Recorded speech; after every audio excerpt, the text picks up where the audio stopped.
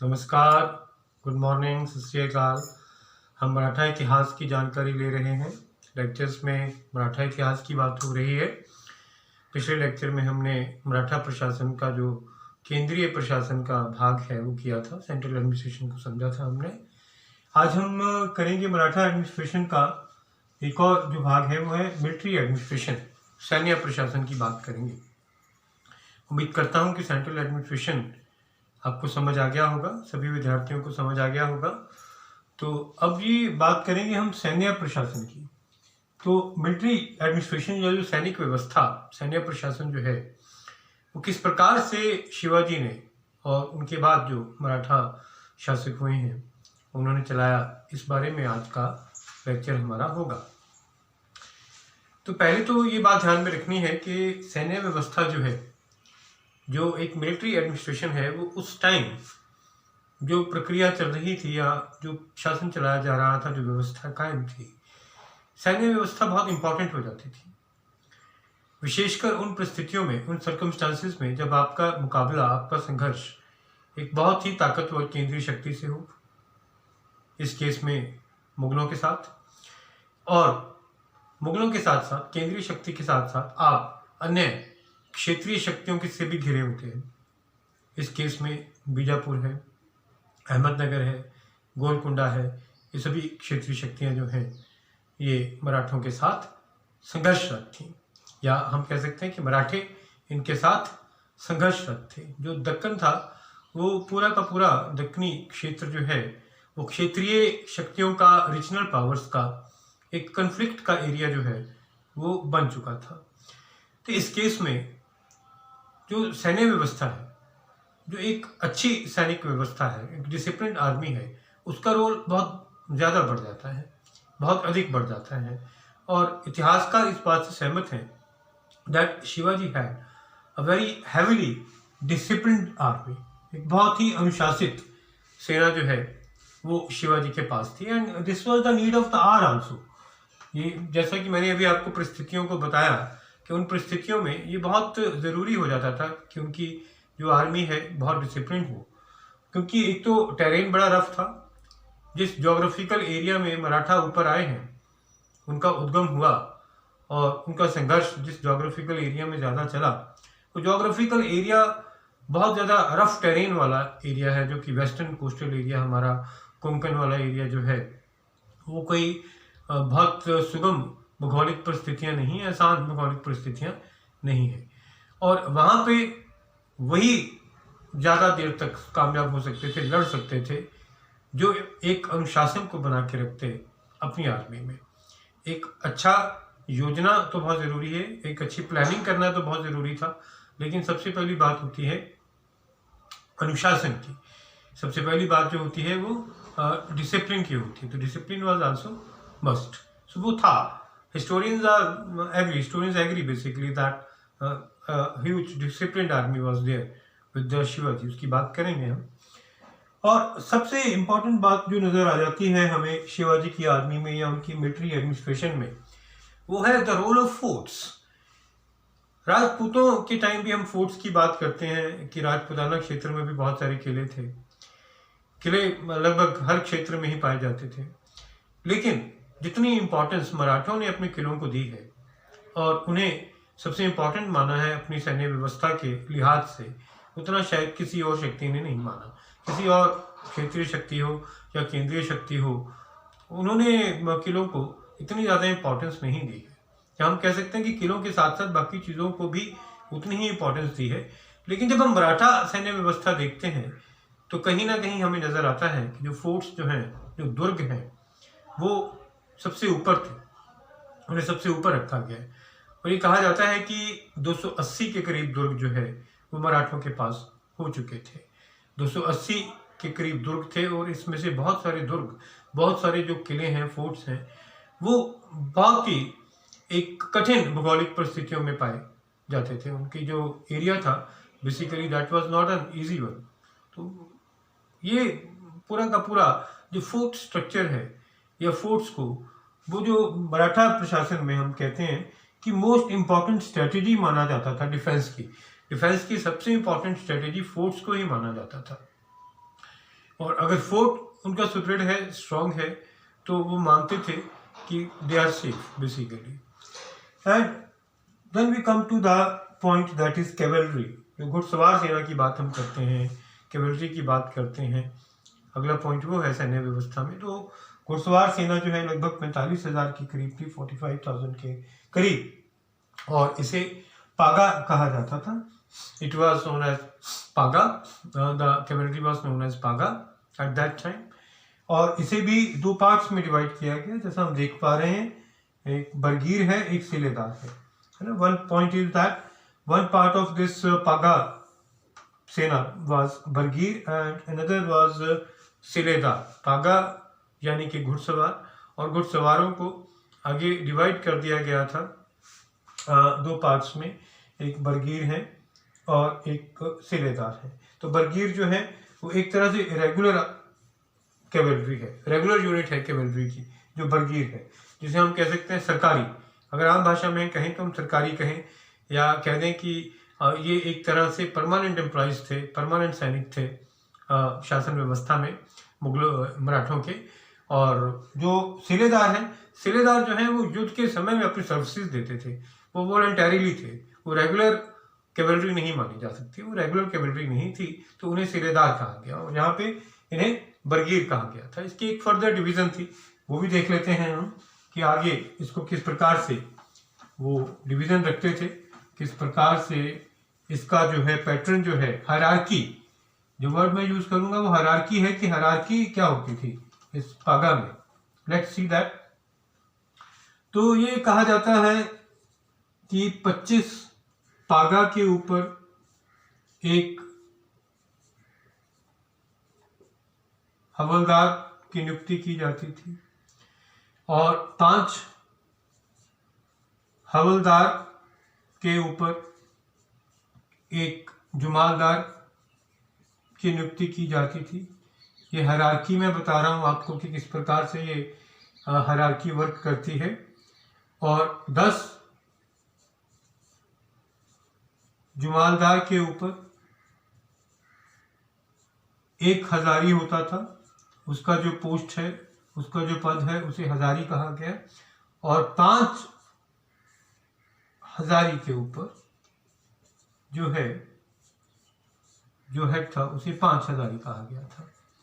5 हजारी के ऊपर यानी कि 5 एक हजारी, जो 5 एक हजारी होते थे उनके ऊपर जो हेड था उसे 5 हजारी कहा गया था। तो दिस वाज अ हायरार्की। इसकी डिटेल में हम नहीं जाएंगे, जो प्रश्न आते हैं बेसिकली वो हायरार्की के ऊपर इस ढंग से आ जाते हैं कि 25 पागा के ऊपर कौन था, या एक हवलदार कितने पागा के इक्विवेलेंट है, जुमालदार कितने हवलदार के इक्विवेलेंट है। तो इस हिसाब से जो है वो क्वेश्चन अक्सर आ जाते हैं। तो ये एक हायरार्की जो है ये कैवलरी में पाई जाती थी। Infantry was also there. Infantry थी, जो पैदल सेना है उसका जिक्र भी हुआ है, और इन्फेंट्री जो है लगभग 1 लाख के करीब पाई गई है। 1 लाख के करीब पैदल सेना जो है, पैदल सैनिक जो है वो शिवाजी के प्रशासन में, शिवाजी के सैन्य प्रशासनिक अवस्था में जो है वो पाया गया है। 1 लाख के करीब जो है, तो 1 लाख इन्फेंट्री। लेकिन वो इन्फेंट्री किस प्रकार से युद्ध में हिस्सा लेती थी, किस प्रकार से वो युद्ध में भाग लेती थी, इसका जिक्र अभी ज़्यादा डिटेल में जो है वो नहीं हुआ है। एक और इम्पॉर्टेंट पार्ट जो यहाँ पर शिवाजी की आर्मी का या सैन्य व्यवस्था का है, वो पार्ट जो यहाँ पर है, शिवाजी की सैनिक व्यवस्था का एक बड़ा इंपॉर्टेंट पार्ट जो है वो नेवी है। ऐसा माना जाता है कि भारत में सबसे डिसिप्लिन और सबसे प्रोमिनेंट नेवी जो है वो क्षेत्रीय शक्तियों में शिवाजी की थी। और अगर विदेशी शक्तियों की बात करें तो हम पोर्तुगीज की नेवी को बहुत ऊपर मानते थे। ब्रिटिश की नेवी इंपॉर्टेंट है लेकिन वो इंग्लैंड में है, यहाँ पर नहीं। लेकिन पुर्तगालियों ने जो नौसैनिक इकट्ठे किए थे या नौसेना बनाई थी, वो भारत में ही बहुत सुदृढ़ नौसेना बना दी थी। लेकिन अगर हम देसी शक्तियों की बात करें, देश की जो क्षेत्रीय शक्तियां हैं, उसमें से सबसे इंपॉर्टेंट जो नेवी बनी वो शिवाजी की, या मराठा हम कह सकते हैं कि वो नेवी जो है वो इम्पोर्टेंट है। और हम प्राचीन इतिहास में चोल साम्राज्य भी पढ़ चुके हैं। तो चोल साम्राज्य में अगर आप रिकॉल करें तो राजेंद्र चोल और राजा राजा चोल की नेवी भी जो है वो बहुत इंपॉर्टेंट मानी गई थी। लेकिन ये जो मॉडर्न हिस्ट्री की हमने शुरुआत की है, जब शिवाजी और मराठों का युग चल रहा है तो मेडिएवल कहीं ना कहीं खत्म हो रहा है, मध्यकालीन युग खत्म होता है, इसको हम अर्ली मॉडर्न इंडिया भी कह रहे हैं। उस टाइम जो नेवी है, जो नौसेना की बात है, तो शिवाजी और मराठों की सबसे सुदृढ़ मानी गई है। बहुत ध्यान दिया गया है नौसेना पे। Kanhoji Angre was the head of this navy part। तो नेवी पार्ट था शिवाजी के टाइम मराठों का। उसे कौन देख रहा था? उसे कान्होजी आंग्रे देख रहे थे। एंड उन्होंने एक बहुत ही प्रोमिनेंट नेवी को खड़ा कर दिया था, बहुत डिसिप्लिन थी, और एक नेवी ने बड़ा इंपॉर्टेंट रोल प्ले किया है कुछ हद तक पुर्तगालियों को पीछे रखने में। आगे चलकर हम देखेंगे जब यूरोपियंस का एडवेंट होता है तो किस प्रकार से संघर्ष होता है पुर्तगालियों का। लेकिन कुछ हद तक ये बहुत सफल थे। और जो यहाँ पर हम कुछ एरियाज की बात करेंगे, मैं आपको कुछ एरियाज बताऊंगा। जैसे कि एरिया मैं बता रहा हूँ, यहाँ पर कल्याण है और पनवेल है और भिवंडी है। तो कल्याण तो अब एक तरह से पार्ट ही बन चुका है। मुंबई का जो लार्जर डिस्ट्रिक्ट है मुंबई का, उसका एक पार्ट कल्याण बन चुका है। Even Panvel is part of that area now, Mumbai Pune. Kalyan, Panvel और भिवंडी जो हैं वो मुख्य तौर पे इनकी नेवी के, मराठों की नेवी के, नौसेना के इंपॉर्टेंट सेंटर्स हुआ करते थे। कल्याण, पनवेल और भिवंडी, इन्हें सेंटर्स जो है बनाया गया था। और जो नौसैनिक होते थे, जो ये नेवी के अंदर जो सैनिकों को भर्ती करते थे, basically they were Koli fishermans. Yes, Koli.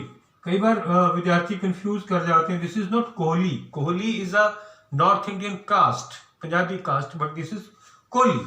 Koli basically use किया जाता है फिशरमैन के लिए। फिशर वुमेन जो है उनके लिए जो कोली वर्ड है वो यूज किया जाता है। तो बहुत सारे कोली कास्ट से जो है उन्होंने नौसैनिक भर्ती किए हुए थे, क्योंकि उन्हें बहुत अभ्यास था, बहुत एक्सपीरियंस था इस प्रकार से समुद्र में जाने का। They were very familiar with all this, we can say. और कोली वर्ड यूज किया है, और हिस्ट्री में एक भंडारी वर्ड भी यूज हुआ है। तो ये जो है इन्हें नौसैनिक माना जा सकता है। कोली और भंडारी जो थे ये नौसैनिक थे एक तरह से, जो कि शिवाजी की सेना में थे, नौसेना में थे बेसिकली। और बोट्स भी बनाई जाती थी और शिप्स भी बनाई गई हैं बेसिकली। और बोट्स को जो है घुर्राब कहा गया है। The word use for boats is घुर्राब। घुर्राब शब्द जो है वो इस्तेमाल हुआ है। And these are basically gun boats. इन पे जो गन्स हैं वो माउंट कर दी जाती थी। 60 guns and 100 guns, even 150 guns, ये उल्लेख हुआ है। वो 60 गन्स का हुआ है, 100 गन्स का हुआ है, 150 गन्स का हुआ है। ये 3 तरह की जो कैटेगरी की बोट्स हैं, गन बोट्स जो हैं, वो यहाँ पर होती थी बेसिकली, और इन्हें घुराब जो है वो कहा जाता था। तो इस प्रकार से ये सैन्य व्यवस्था जो है उनकी चलती थी। अब कुछ बात जो है हम रेवेन्यू एडमिनिस्ट्रेशन की भी कर लेते हैं। Revenue administration is also a very important part, क्योंकि सारी की सारी कहानी तो रेवेन्यू पर टिकी हुई है ना। सारी की सारी कहानी जो है वो तो आमदन पे टिकी हुई है, आय व्यय पे टिकी हुई है। साम्राज्य कोई भी हो, रेवेन्यू नहीं है तो साम्राज्य सफल नहीं हो सकता है। और रेवेन्यू में भी the main thing is that there were different kinds of revenue. बहुत इंपॉर्टेंट, बहुत तरीके होते थे रेवेन्यू इकट्ठा करने के, टैक्सेस लेने के, अलग अलग साम्राज्य में। तो शिवाजी के टाइम मराठा प्रशासन में अगर हम देखते हैं बेसिकली, तो जो रेवेन्यू कलेक्शन के लिए बेसिकली कहा जाता है कि 1/3 था लैंड रेवेन्यू। पहले जो लैंड रेवेन्यू जो था वो 1/3 था, वो आगे चलकर 2/5 कर दिया गया। अब यहाँ पर हमें ये याद रखना है कि ये क्षेत्र इतना उपजाऊ क्षेत्र नहीं है। This is not that fertile land जैसा कि प्लेन्स में पाया गया, जैसे कि बाकी मैदानी क्षेत्रों में होता है कि उपजाऊ भूमि होती है और उपजाऊ भूमि से बहुत ज़्यादा रेवेन्यू आ जाता है।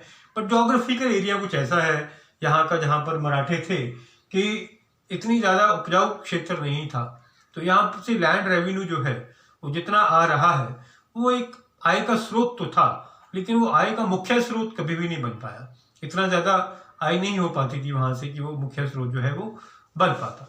तो बेसिकली यू कैन से कि लूट एंड प्लंडर भी एक पार्ट था उनके इनकम जनरेशन का।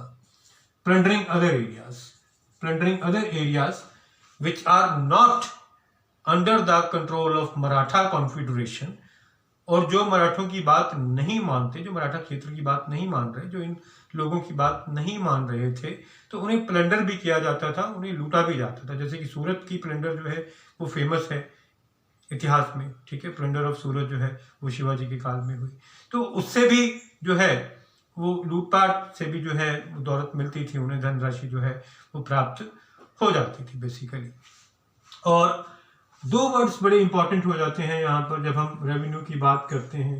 एक तो है चौथ, एक है सरदेशमुखी। चौथ और सरदेशमुखी, इसे याद रखना है हमें। चौथ तो क्लियर ही हो गया ना कि ये 25% है, 1/4 है, कुल आय का 25% हिस्सा है या चौथा हिस्सा है। लेकिन कहाँ से लिया गया, दो मत है इसमें, दो विचार नजर आते हैं। पहला तो ये कि ये उन एरिया से लिया जाता था जिसकी सुरक्षा का वादा मराठे लोग करते थे कि कोई तीसरी पार्टी आप पे अगर अटैक करेगी तो हम आपकी रक्षा करेंगे, सुरक्षा करेंगे, और आप हमें चौथ दे दीजिए, 1/4 जो अपनी रेवेन्यू है उसका हिस्सा दे दें, 25% जो है वो दे दें। एक मत है। It was just equivalent to the rakhi system जो दल खालसा ने पंजाब में चलाया। पंजाब के इतिहास में भी कुछ ऐसा जिक्र हुआ है राखी प्रथा का, वो दल खालसा ने शुरू किया था, वो भी इसी तरह का सिस्टम था। और equivalent to subsidiary alliance, modern India में हम देखेंगे जब उस पार्ट को करेंगे कि सब्सिडरी सिस्टम चलाया था लॉर्ड वेल्लेसली ने, सहायक संधि प्रणाली, वो भी कुछ इसी तरह का था। तो एक विचार तो यह है कि सुरक्षा का वादा, उसके बदले में कीमत दे दें। और दूसरा बात यह है कि सुरक्षा वाली कोई बात नहीं है, दूसरा विचार यह है कि आप हमें चौथ दें, आप हमें 25% अपनी आय का हिस्सा दें, रेवेन्यू का हिस्सा दें, हम आपके क्षेत्र को लूटेंगे नहीं, हम वहां पे प्लंडर नहीं करेंगे। एक विचार ये है। और ज्यादातर इतिहासकार इस बात को मानते हैं कि Marathas did not plunder that area, वहां पर नहीं लूटा जाता था जो उन्हें चौथ दे रहा था। और सरदेशमुखी, क्योंकि शिवाजी महाराज जो है वो मानकर चलते थे कि वो जितना भी मराठा साम्राज्य है, जितने भी क्षेत्र, जितना भी एरिया, जितना भी ज्योग्राफिकल एरिया मराठा कॉन्फेडरेशन में आ चुका है, वो उस एरिया के सरदेशमुख हैं। एक होता है देशमुख, जो रेवेन्यू कलेक्टर होता था उसे बोलते थे देशमुख।